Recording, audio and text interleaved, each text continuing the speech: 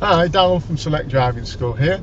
Quick update today about some of the changes at Bull Green and how they might affect your drive. First of all, we should generally use the left-hand lane. Now this left-hand lane is coming up here. I want you to go straight in like that. No need to signal, that'll just make people think you're going to turn into the junction just before the pub. So move as soon as the curb starts to go away from you, and that way you're not leaving any opportunities for people behind you to try and get into that lane. Obviously you're just having a quick look in that left mirror before you do that. That'll take you up to the traffic lights in the left hand lane. Now currently the roadworks are not complete, a bit further on to where Cow Green is, but once they are complete, this left lane is going to give you options to go up Pelham Lane or down towards the bus station / the cinema roundabout. If you want to go into, well, it does also give you the option to go into town from the bottom end as well, near where the bingo hall used to be.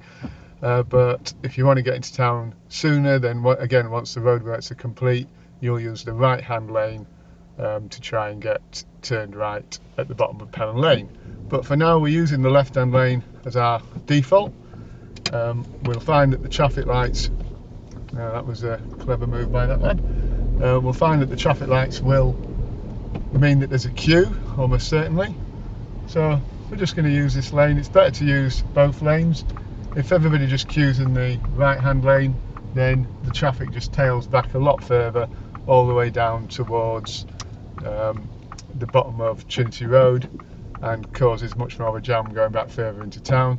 So really we should be using both lanes and then moving over politely like I have done there. You may find that people in the right hand lane are not particularly keen to let you in, or some of them might not be.